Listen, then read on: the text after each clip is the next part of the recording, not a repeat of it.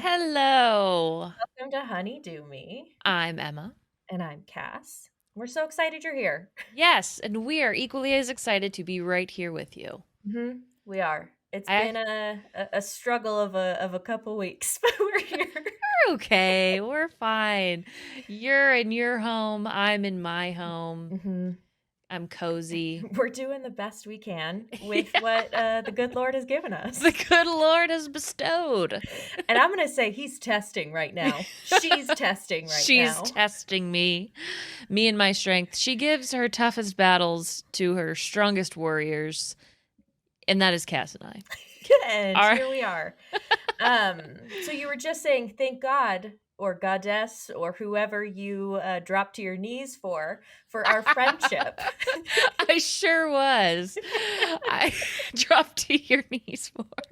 Well, that's a long list. If we're gonna count in those days, There's actually quite a few. there's quite a few of those people. But today, these days, I do drop to my knees and thank God for our friendship Mhm. because it benefits more than just you and I. Socially, it It benefits also us, benefits our sex lives. our sex And we kind lives. of came to this realization, I would say a couple of months ago, and we Yeah. just started talking about how being able to talk so candidly with one another about our sex lives has improved our sex lives, made us more open, made us more confident, all of that. Mm-hmm. And then we became friends with the angel that is Victoria Albina. Yeah. And so it just made sense to Mm-hmm. bring that incredible human back on to Mm-hmm. discuss the relationship between sex and friendship. Yeah, because we're not the only ones who have thought of that. And it hmm really does, like when you think about how much you talk to your friends in a relationship or about your sex life hiccups, like hmm how does all that play into your decision making, into how you judge yourself, how you judge other people? It's all a part of your like human experience. So hmm I don't know. It's deep and it's fun. And Exactly. then We we get into also a. Oh, go ahead. oh, I'm sorry. We also touch on literally having sex with your friends, which is Yes, fun. we do. And how to Uh-huh. find friends if you're struggling with that Mhm. now, emotional outsource, all of it. All Yeah. of it. We get into so much. So here's that, and we'll see you on the other side. Peace. Yeah, so my name is Victoria Albina. I am a functional medicine nurse practitioner, a master certified somatic life coach, and host of the Feminist Wellness podcast. And my passion is to help humans socialized as women in the patriarchy to overcome their codependent, perfectionist, and people pleasing habits through somatics, which are body based practices, thought work, and breath work, so they can reclaim their joy, pleasure, and passion. And you're one of our favorite people to talk to. So you can add that to Likewise. your bio as well. I must say, I have been listening to your podcast quite significantly, and it just gets me through my damn day. Oh, I love it so much, and I love having your voice in my head so often. It is truly a gift. So, yeah, big shout out to your podcast.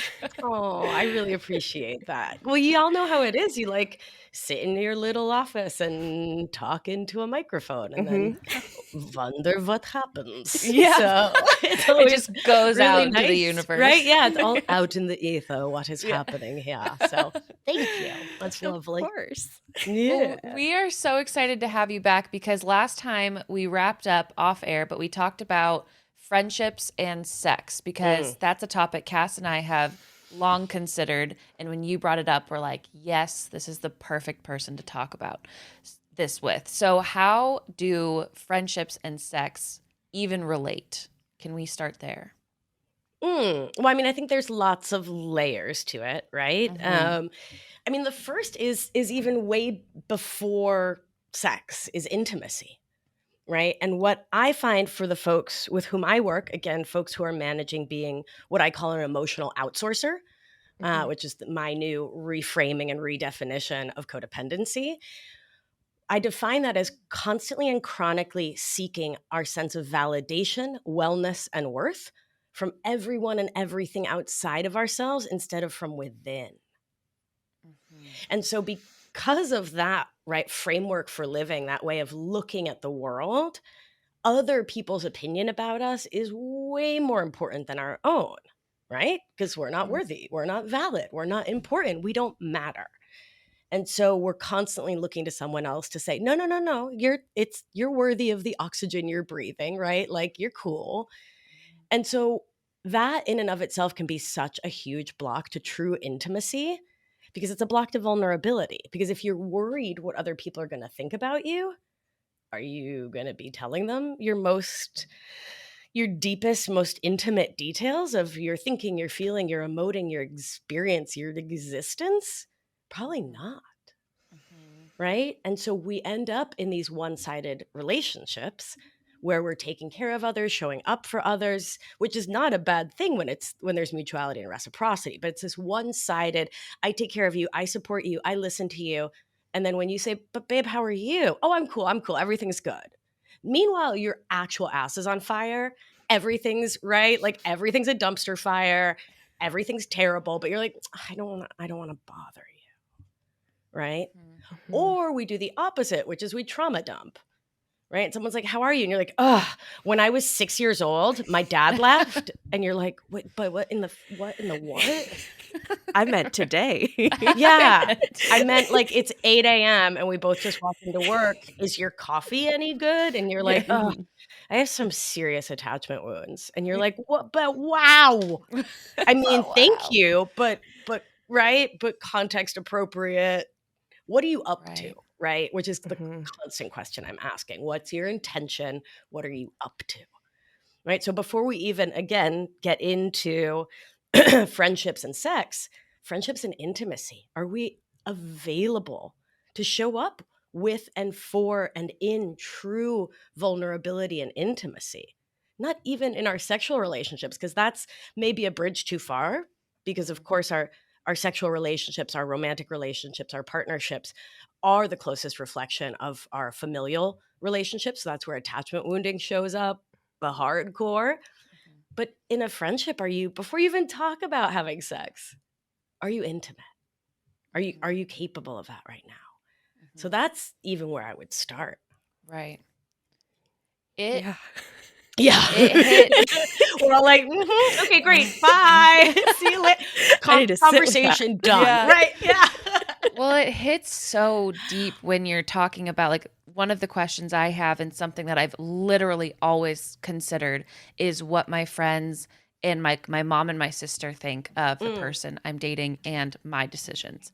And I don't, like, I know that sounds very codependent in terms of how I live my life, but I don't know how to shake that. Like, I have so much value in what, like, 4 people think of what I do, that, like, that's how my friendships and relationships outside of, like, a romantic one deeply impact the decisions I make. Because I'm like, if I think about, let's say I'm fighting with my boyfriend and I'm ready to, like, move on past that, I'm like, but what will everyone think of that? Because I just shit on him for a week, you know? Right. And that's how I know that those friendships and relationships, like, impact my intimacy. Right. I mean, I think there's 2 sides to that coin, though, right? So in the conversation around healing from emotional outsourcing or codependent thinking has been this wild swing in the other direction towards the kind of rugged individualism that is at the core of so much that's problematic in the US. I was about to say right now, but for the past couple 400 years, and is so, like, key in the white wellness world of, like, you don't need anyone, be a strong, independent woman, and you don't need anyone's opinion. And I think what we're missing here is the difference between want and need, value and need. When need is in that really graspy, like, to use the Buddhist term of grasping, the, like, I need your opinion, right? Like, I need your validate. Like, I cannot function unless you think this is okay. And that's where I might say, I believe you are emotionally outsourcing here. Like, take a look at that, get curious there. And then the other fork in the road is to say, we're pack animals. We do need each other. That's natural. That's normal. That's human. That's mammalian. That's great. Right? And to pretend that we are not built to be communitarian and collectivist is in many ways the goal of the patriarchy, white settler colonialism, and late stage capitalism, because it keeps us separate. right? Keeps us fighting for number one and right, my needs and my, tax relief, and not thinking about the collective. Right. My brain went to taxes because it's Yeah, 'cause right. We're filming it's this fast right approaching. the day before the midterms, and I'm not nervous about New Right. York State governor. But anyway, I shan't digress. I mean, I'll always digress. We've met, but I shan't digress too far. I'll reel it in. Is where Mama's going here. Right. So where was I going? I was going. I think it's fine to like here's where I'm going. Intentionality, consciousness, presence, thoughtfulness. If you have a committee and you very thoughtfully, carefully considered who is on your veto committee, who is on your thumbs up committee, and it's a really conscious choice of, my best friend from growing up has been in this amazing relationship for a decade, and they have their arguments, of course, but they have really thoughtful boundaries. She's really doing really well. Mhm. Put her on your committee, right? But be intentional about it. Be thoughtful about it. I have a committee. I have a veto committee. I have a committee that I text all the time. I'm like, girl, if I ever do XYZ again, please come for me. Nip that in the bud. Right? You've got the key to my house. Yeah. Let yourself in and make me stop. You know what I mean? Yeah. I mean, and it's not giving my power away. It's leaning on the collective from a place of knowing that I can and will and do take care of myself. And also, and y'all, I'm just ranting and I'm going for it. So, okay, cool. I love it. Please. The other thing to remember in relation is, particularly in the first year of relationships, is that your ass is on drugs, right? You're high on oxytocin, endorphins, dopamine. You're not making goodly, smartly decisions, right? You're not in your kepi's not fully on with the smarts, right? Because you're flooded with love hormones and you're like, I see 4,000 red flags, but like, oh my God, it's so cute the way It's they a beautiful eat ice shade of red. cream. Oh my God, right? They're like, the back of their calves is the most gorgeous. It's like Adonis. I mean, they're a total jerk and they treat me like crap, but like, oh, those calves. Yeah. Right? So it is particularly important to have a very well thought out intentional committee, not because you value their opinion inherently above your own, but from an understanding of where you're coming from. Right. Right. I love the idea of a veto committee. Oh my God. It's so useful. Right. Mm-hmm. Yeah. And it does feel so much more intentional than like the way you're phrasing it, than saying like, oh, I rely on these people's like sole opinions. It's like, no, Right. you need the collective support of people that you trust. Right. To collaborate with. Yes. But that because I will never be someone that doesn't talk to at least 4 people in my life God. about Yeah. the ups and downs. So that feels so much better than being like, I can't ever not talk to them when these things come up. It's like, no, you need to. We need to. And different people need to different, extents. But I mean, we are podcasters because we're people who like to talk, right? Yeah. Like, yeah. And, I also think there's the degree to which you, like, are you going to listen to others and abandon yourself? Because then hit the old pause button on that, right? So if like your best friend is like, girl, he's garbage. And you're like, yeah, but I think, you know what I mean? Like, are you just going to walk away from everything you feel because someone else thinks it? Right? What's the balance is where I'm going, is having a balance. Because the other thing we will do, particularly from our codependent, perfectionist, and people-pleasing thought habits, is to do stuff we don't want to do because someone else said to do it, with the subconscious goal of having someone else to blame when it doesn't work out.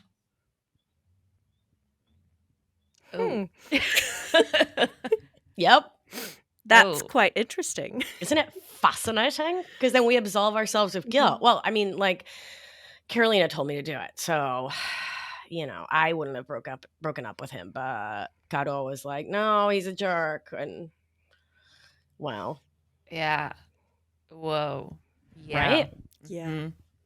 Emotional Makes outsourcing. It's why I came up with a new term, because it really is Mhm. so succinct and really sums it all up. It's clear. It's exactly what it feels like when you're reaching out for someone. You're outsourcing these like emotional gaps Right. that you Yeah. have and you're reaching for. That makes Right. a lot of sense. And I feel like it hits different than saying codependency because people don't Yeah. necessarily look into what that means all the time. Totally. Yeah.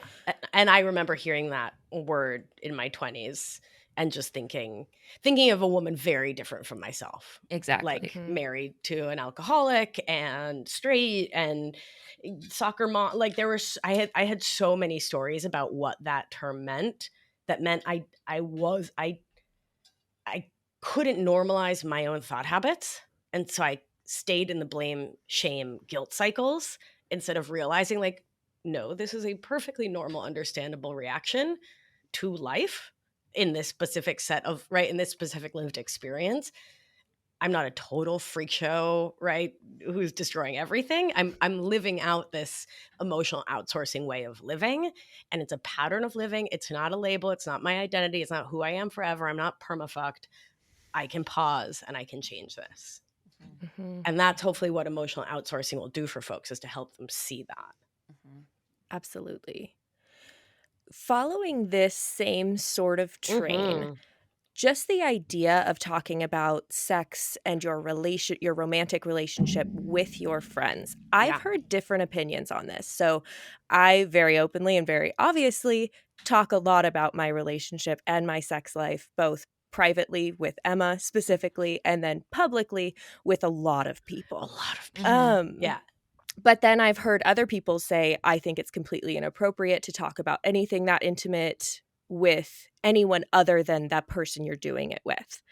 Huh. And I saw Why? that on TikTok in Huh. particular. And then like hundreds of thousands of people were saying, yes, completely agree. It's so inappropriate. And that is obviously so far from what I feel. So I'm wondering what your thoughts are on sharing those intimate details of yourself with a friend. Yeah.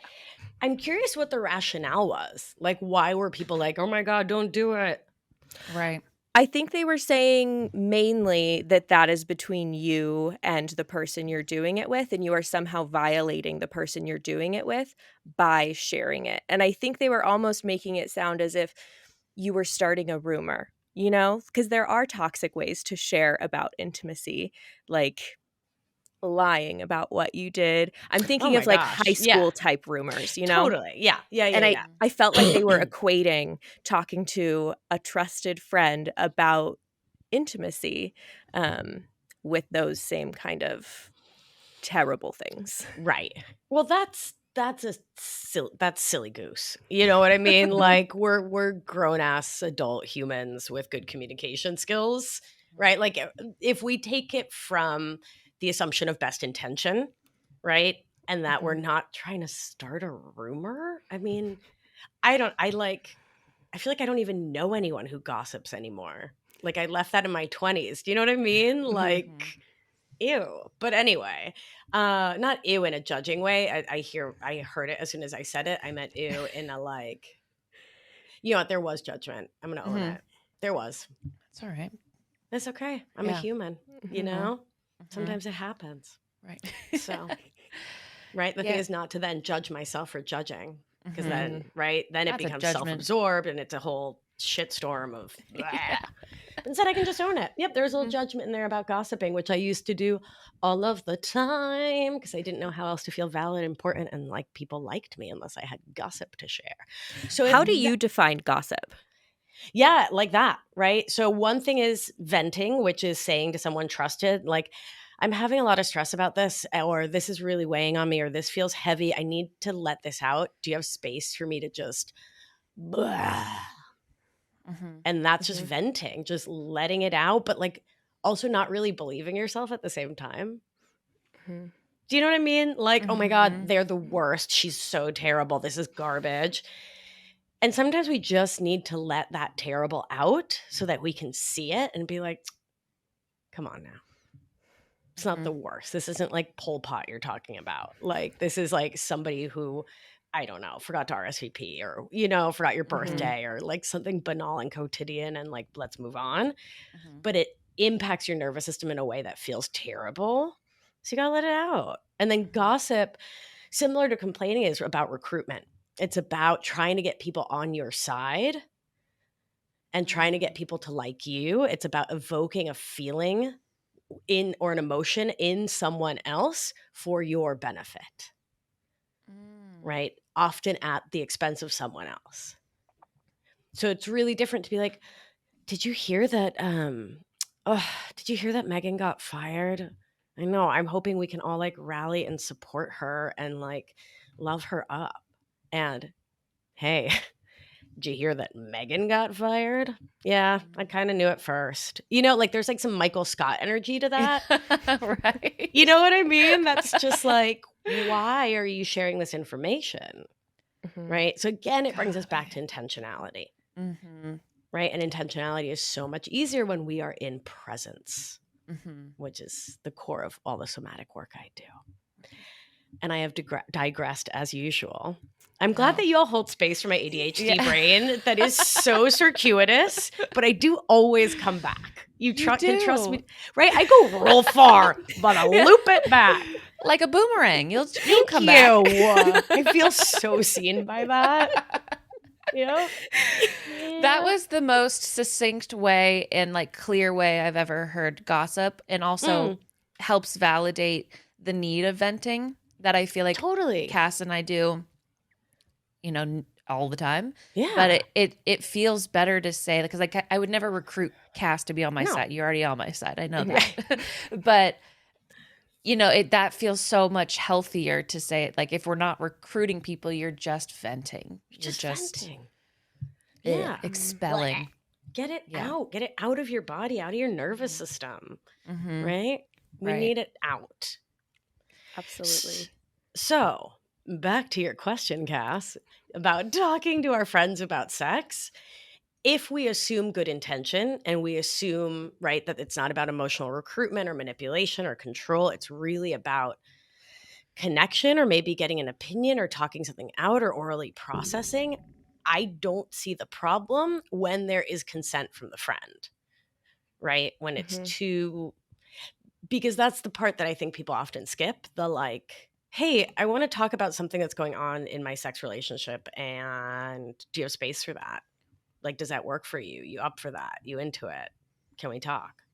Instead of just being like, oh my God, hi, so so-and-so and I were having sex last night, and your buddy's like, what in the, not ready for that, didn't consent, not here for it, what? So I don't think it's a problem as long as the other person consents and your intention is the mutual love and care in that relationship and not being lousy to the person you are having sex with. Just don't be lousy. Yeah. My concern around not having any conversation when it comes to the sexual relationships you have, the intimate relationships you have, and almost like checking in with a friend about those is knowing if everything sounds good. Because I think sometimes we do get a little stuck and something like the red flags don't quite hit the same. Totally. And so for me, it's, not in my current relationship, but overall a safety thing and a pleasure-based thing as well. Yeah.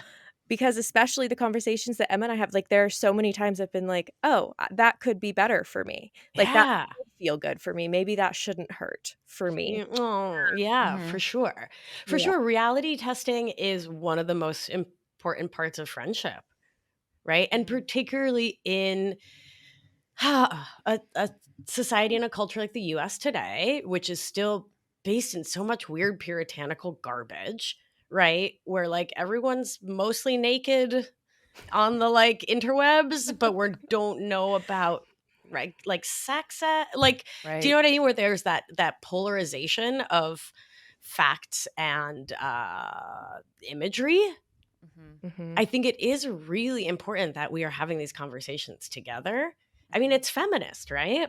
Like it's a core feminist ideal of education and co-education and teaching one another, right? Like, no, penetration shouldn't hurt. Let's talk about that. Like, Mm-hmm. what's going on? Are you using enough lube? Could you have a yeast infection? Could you have some BV? Could, like, whatever. Are you turned on enough? Like, how else are we going to normalize and learn if not by talking with our friends? Mm-hmm. What if your partner feels uncomfortable with you sharing those things with friends? Yeah, I think that's a conversation to have, to like see why. Like, what's the worry? What's the fear? Can that be normalized? Can that be soothed? Is there a way um, to find some kind of loving mutuality based care that supports you in having the conversations you want / need to, Mm-hmm. and supports them in feeling more comfortable, right? And Mhm. and if your partner is not open to those conversations, that would get my little hackles up, right? Mm-hmm. Like, I'd get real curious about if that's someone who has the kind of emotional maturity that I am looking for in a sexual partner, Right.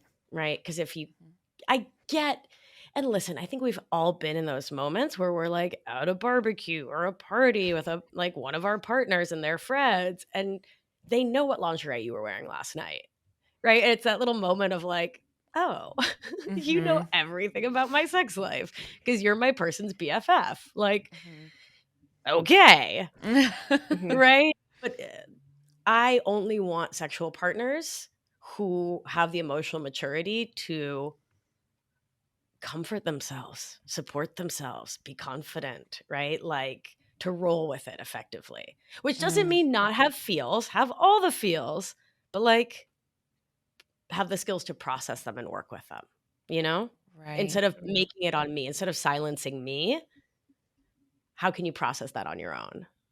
Mm. Mhm.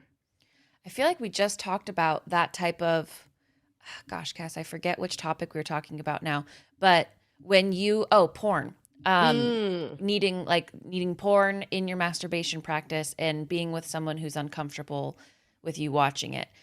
This sounds kind of like the same thing. It's like, I need to be with someone who, if we have these discomforts, we can have a conversation. right. And at the end, it's not taking anything away from what I need and my quality of living. Yeah. Um, and that makes a lot of sense. I love having these conversations because it totally gives a different approach to how we deal with conflict, Mm, to the point where, like, you don't ever have to compromise the things that you need.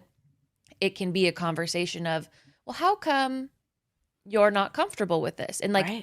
putting the agency back on the person who has the discomfort, for Right. them to work through their stuff, Right. rather than you having to sacrifice things that make you happy, that are healthy. I love that you said that are healthy. Right. Because that's where I was about to go, of like, because there can also be that knee jerk, like, this is just what's good for me. This is what I Right. like. Mm-hmm. Just run a little check. Is that Mm-hmm. true? Or is it just your whoopee? Is it your blankie? Is it the thing, right, that you're so used to having in the one way? Mm-hmm. Um, is it a way that you have created a sense of safety or control for yourself that may not serve you? Mm-hmm. And Right. just asking, again, intentionality. Asking these questions is the only way to know. Mm-hmm. Right. Exactly. Yeah. Did you have a question, Cass? That was just beautiful. It was beautiful. I just really appreciate it. Mm-hmm. So, in Yay. this same way of needing friends and needing your group, do you feel like we need to have a strong group, a strong like pack, to have a strong relationship, and being able to be intimate with a partner? Do we also first need to know how to be intimate with our friends? That is such a beautiful question. I mean, I haven't thought about it exactly that way. I love that friendship can be that learning ground for intimacy, and I know it has been for me, for sure. Right. Mm-hmm. I have very emotionally, physically intimate, though generally not sexually intimate, but very physically intimate relationships with my friends. Right? We snuggle, we lie in hammocks together, we puppy pile a lot. Like, we're very tender and touchy, and we share deep, deep, deep stuff. And I think it is a learning ground. It's a way to build our window of capacity in our nervous system to feel safe with other people. And that's what it's all about, right? That's what all the attachment stuff is all about, is what do we need so we can feel safe, being vulnerable, being open, being our true authentic selves, right? Which of course is an ever-changing, ever-growing thing. But to the best of our knowing of what that looks like for us, how can we create safety for ourselves? And what is it in another person that is most supportive of us feeling safe? Yeah. So again, so note there, well, I'm not being ridiculous. I'm being very careful with my words. I didn't say how does another person make us feel safe? Right. But what are the characteristics of another person that are supportive of us creating felt safety within ourselves? Right. Is that, yeah? Yeah. Because I know that I've never experienced, I mean, I know I'm older, and as life, you learn yourself more. But once my friendship started with Cass, I feel like I unlocked a different side of who I could be. And I know that I don't think I'd be to the point of how I know myself now if I didn't have the friendships in my life that I do. Therefore, like the relationships that I've had since these friendships have changed, I feel like. And Yeah. And I mean, I think of all the conversations I have with my friends about our relationships and relationships past and our dreams for future relationships, and that mirroring, the mirroring, validation, and questioning are all invaluable. Because friends, for me, a true intimate friendship isn't just about having like a yes woman who's like, you're amazing, everything you do is great. Like, that's cool, but challenge me. Be like, Vic, the way you're thinking about that, I really don't think that serves you. Are you available to hear about that? And those are the friendships that I have cultivated, that have supported me, that have, to your question, helped me to create more intimacy in romantic relationships and sexual relationships. Because being questioned is now something I see as a loving move for growth, and not something problematic, not something I need to protect myself against, not like bad. Do you know what I mean? Right? Because when Marie calls and is like, okay, really, you just left me a voice note that you got annoyed with your partner because they have a face, and like, come on, girl, what's going on? Right? It normalizes it in my heart. It makes it feel safer for it physiologically, right, in my nervous system, for someone to be like, I don't know about that way you're thinking. I think that might be not so cute. Right. On a scale of 1 to terrible idea, I'm going to rank that a not cute. So maybe question it. Sorry, was that too science jargon? No. I have a degree in epidemiology. I kind of go hard nerd. I really feel like you brought that one down to like our level. So really? Okay, cool. Sorry. I just 1 to terrible, it's not cute. Not cute, which is statistically significant, right? With a p-value of 0.00005. So just want to really clarify for the scientists listening. Math. That's the only ranking system I'll accept now. Thank you. Right. I love it. Evidence-based and funded by the NIH. It's the best system ever. Yeah. It's cutting edge. Seriously. Cutting edge. Yep. That's so funny. I feel like the relationships I've had, one in particular I'm thinking of, where I just don't feel like the emotional intimacy was matching where I was that he didn't have friends to talk to. Yeah. / he chose not to open up and share Yeah. about that. So I really do feel like maybe it's circumstantial from person to person, but in my experience, being with someone who doesn't know how to share to his closest circle and covers up when we're having issues was extremely problematic in our relationship, because then Sure. I got dumped on and I got all the unfiltered thoughts and emotions, and it's like he didn't have anyone to bounce it off of, to be like, hey, I think you're veering off. Yes, you're right here, but not there. It's like that was really hard for me. Yeah. I had to be the dumpster for all the thoughts. Right. God, I was just coaching someone on this just last week, of this literal same situation where their partner doesn't have a therapist, doesn't have like support groups, or doesn't really lean on their friends. It puts an awful lot on your partner. And I love what you said about unfiltered, right? Because our friends are the filter, right? Like I was saying, like, Vic, not cute, right? Like you're being bonks right now. Like cut it out. Right. And that is also the benefit of knowing people for a long time or developing really powerful intimacy, because my girlfriends will say, like, you're being wrong. You're wrong. Like you're not thinking so goodly right now. Cut it out. Right. Like check yourself in advance of wrecking yourself. To quote the poet. To quote the in advance. You know what I'm saying? You know what I mean? Yeah. So it's a not great move to put all of that on your partner. It's not their job. And like, what is a quicker boner killer than being, right, the place where everything's dumped? Yeah. Versus someone coming to you and being like, hey, so last night when you said X, I think I actually got like legit triggered in my nervous system. So I talked to my therapist and my best friend and my cousin, and I journaled about it, and I went outside and talked to a tree about it. And here's the part that's on me. And I would appreciate it if like there's just this one word you used that like is really activating in my nervous system. And I'm doing somatic practices, and I'm working to soothe the inner child that gets activated by that word. But until I'm in a different place with that, I'd appreciate if you didn't use that word. And I snapped at you, and that was not cool, and I apologize. Damn, that's hot. Damn, that's hot. So sexy. Come at me with that. Keep your roses. I'll take the chocolates. But that's hot. A very different version of myself goes to Emma with the problem that I have versus then goes to my partner, because after I'm able to vent to Emma, I am different, and I do see it differently, and I feel better. Like I really feel physically better. So I'm able to come at it from such a different perspective. I mean, that, again, makes math. It works out. Right? It makes the math. It makes the math. It makes the science. Yeah. Wait, are we going to talk about having sex with your friends?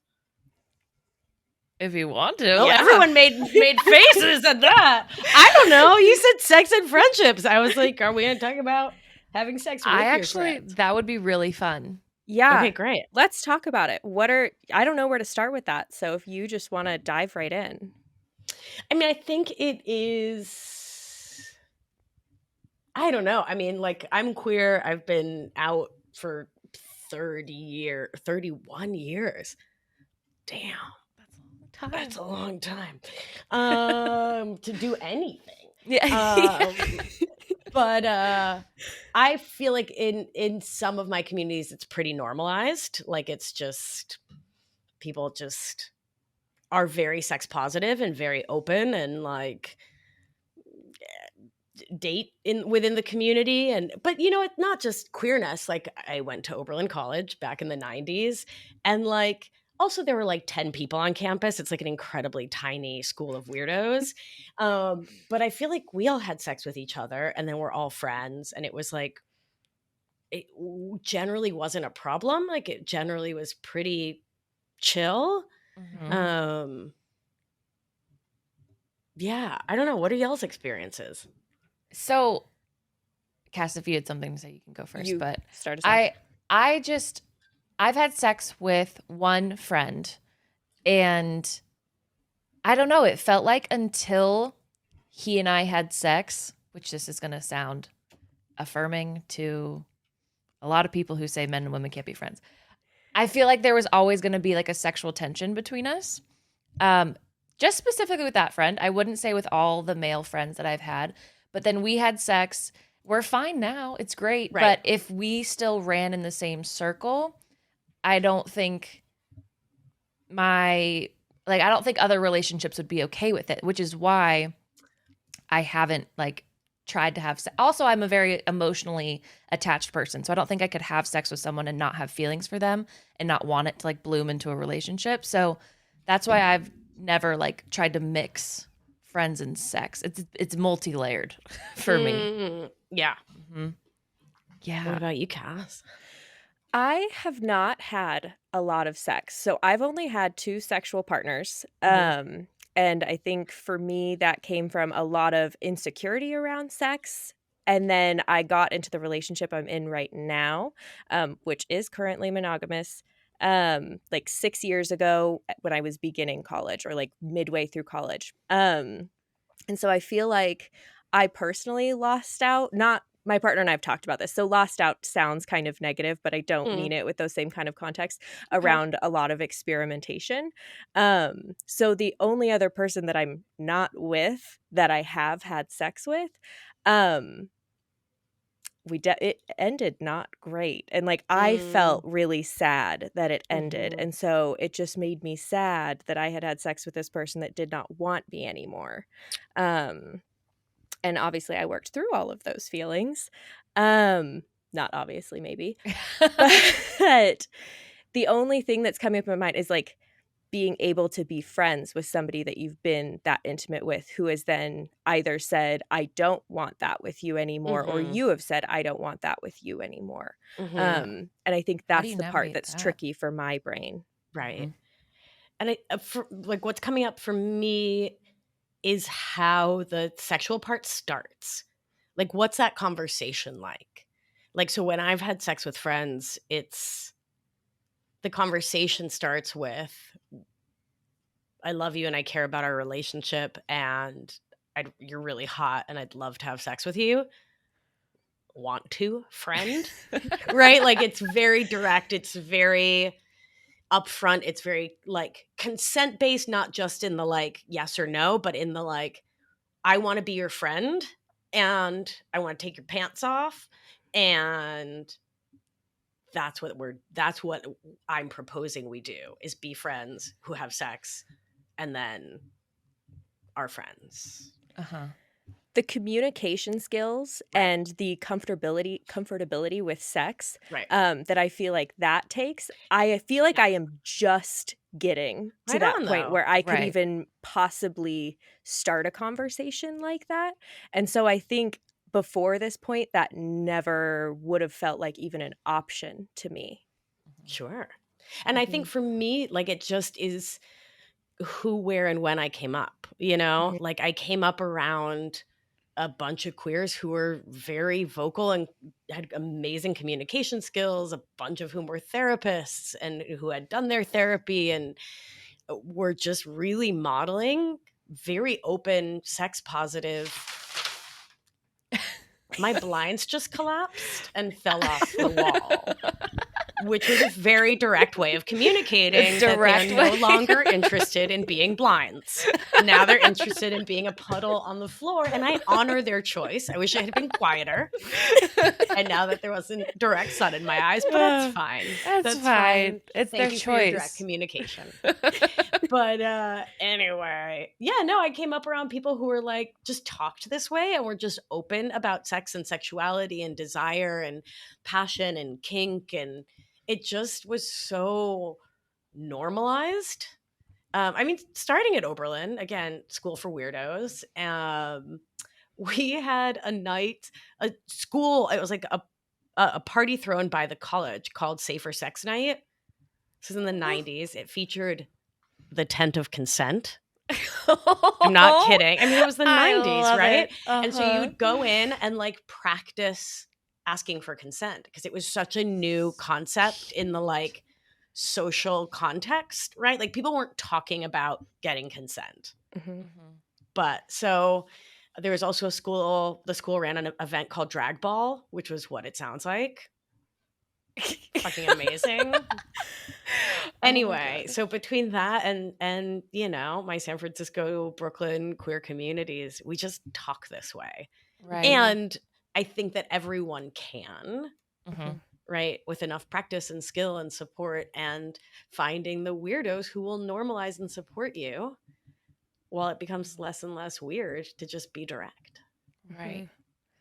Do you think it's possible for two people who, like, if I find a friend of mine attractive, do you think it's possible for us to be platonic friends, or will lingering attraction always play a role in the friendship? If that makes Does it matter if it does? I guess what I'm thinking of as a specific example is like if my boyfriend has a female friend that like objectively she's beautiful. You know, like how, and then maybe this comes from more of an insecurity on the partner's part. This one. Yeah. Like Emma put her hand in the air. Like she just does like care. I do care. In fact. Is there ever going to be like something that the partner should be worried about? Or can two people exist who find each other attractive platonically? If someone's going to cheat, it doesn't matter if they're actually attracted to the other person. If someone's like, if someone wants to cheat, they're going to do it with Mr. Potato Head. You know, like, Got it. You see where I'm going? Like, I don't Right. think cheating's actually about attraction. It's about cheating. So then with that is the argument of like men and women could never be friends because they're always going to want to have sex. Patriarchal bullshit. That's so paternalistic to everyone. Because remember, the patriarchy hurts humans of all the genders. Right. Right? That's buy into that, like, boys will be boys. Men can't control So themselves. true. And women are temptresses and vixens. Right? Like, it's buying into so much bullshit that we don't need to promote or even, I mean, I think humans who are, like, most of my friends are women. I have historically dated women and trans dudes, less historically, right? More in the last decade. But most of my friends are women, and I'm certainly not trying to get in their pants. Ew. Those are my girls, like yuckers. Also, most of my friends are pretty, and I don't date femmes because I'm the pretty one. But anyway. I love that. True. I haven't mentioned being a Leo in this episode, so I'm just going to say I'm Argentine and a Leo. So I'm the pretty one. I'm the pretty one. God damn it. No, I think people who are, let's all just be friends and just be direct and open. And listen, my friends are hot. Like, my friends are I don't know that objective truth exists, but let's go with it. My friends are objectively gorgeous and sexy and hot and, like, fit in the British sense. I have been watching Ted Lasso. Right? Right fit, actually. Right fit. Right fit. Yeah. But, like, I don't want to have sex with them. They're my friends. But if I did want to have sex with them, we'd have a conversation. And it would be cool if it was cool. Right. You know? That feels more whole. Right? And that totally hit with the boys will be boys Ew. jargon. Because it does feel like that. Like something feels off about saying that men and women can never be friends. But also, like, where is that coming from? Is there any truth to it? You know, so saying it that fits with the same patriarchal bullshit of, you know, not giving accountability to your actions and saying that like women are just vixen temptresses, you know, that makes that hits. Or we'll be victimized because we're not, you know? Right. Which is different than talking about rape culture in a real way. It's like, oh, the damsel in distress, and if there's a man around, right? Yeah. Yeah. That whole trope's roll tired. Let's give it a rest. Let's give it a little nighttime, little bed with a little down comforter. It's And it's very whoopee. self-proclaimed alpha male energy. Ew, yeah. Like, I think that's who's saying it Right. for the I most think you're part at right. this point. Right. And because I am who I am, the evidence base around wolves having an alpha male has actually been discredited. No way. Yeah, I check love it out. that. Check out the wolf data because it's actually really fascinating. And it's not, it's not what we've been led to believe about wolves. They have a much more So complex social system. And is so it can now we. our duty to comment that every time we see an alpha male TikTok to link that Yes. data? Yes, it I think that is is now our and our legally, community's morally, obligation. ethically, but legally, because you listen to this show, it is your Legally. responsibility. It is So, legally binding. yeah, legally binding. Oh my God, you made me snort. Good job. Oh, good job.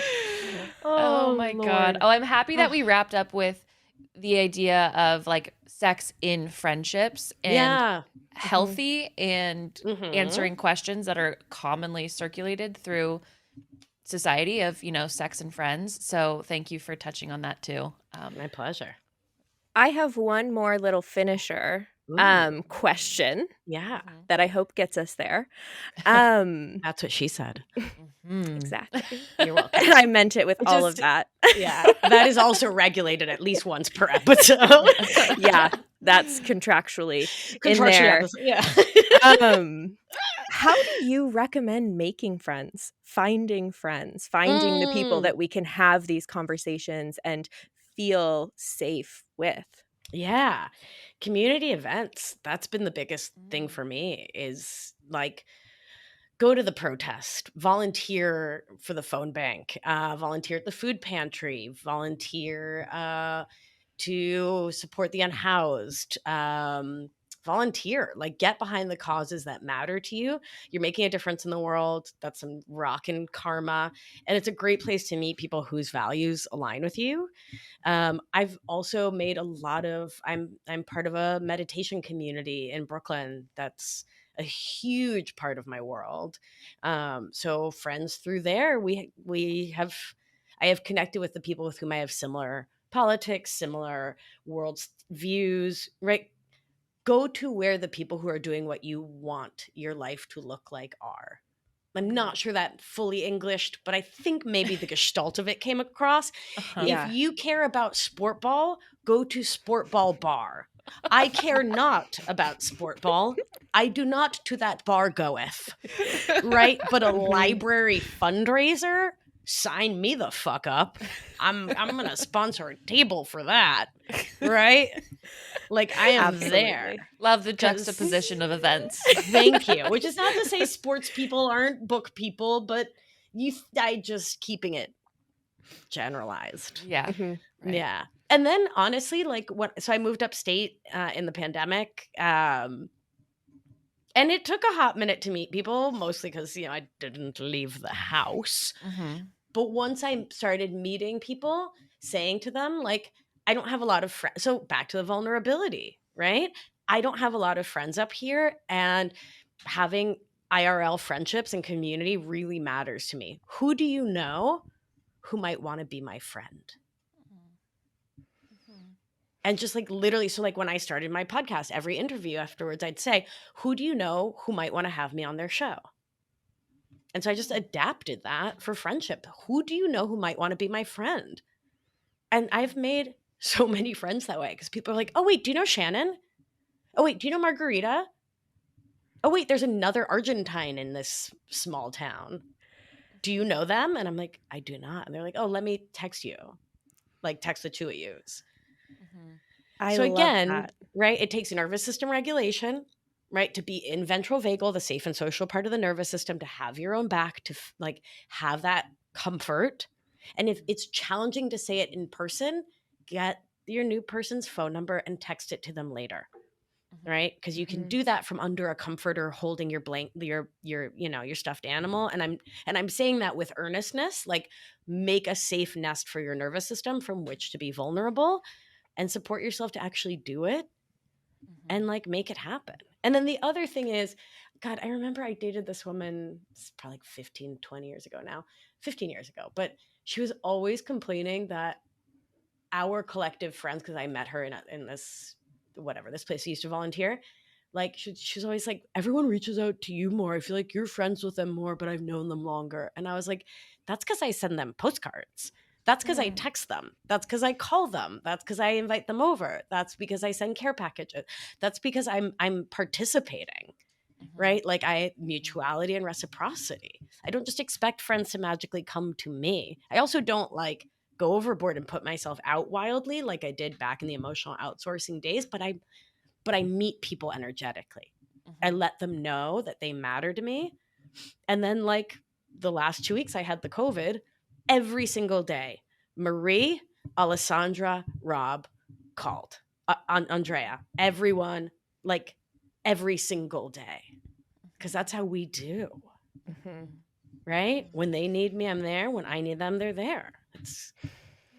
So that's show beautiful. up. Right. It's really nice. It is really nice. It's really nice. That's good. Yeah. Yep, that got me there. Yeah. That got me there.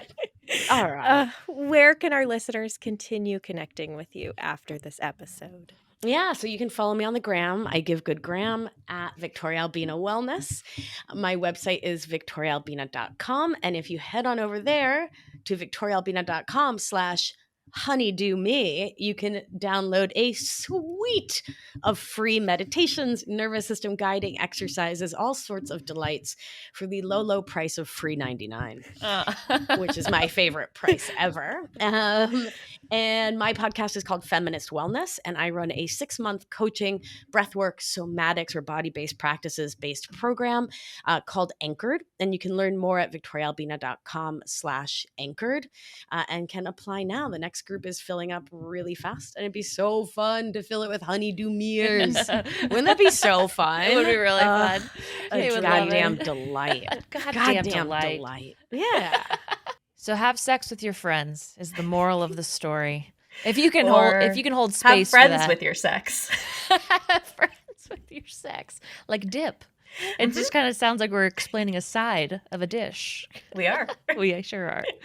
Thank you so much, Victoria, for coming back on the podcast. We love talking to you and love hearing all of your wisdomous insight on how we can better our lives. And thank you, our listeners, for hanging out.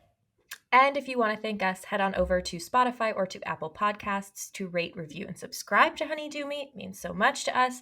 This is a great episode to share with someone, to share with a friend, to say thank you for being my friend. Here's how you improve my sex life. Let's keep this going. Or if you want to have sex with a friend. So this is a great one to share. Yep. So do that. Yeah. Couldn't have said it better myself. So we'll see you next week. Bye. Bye.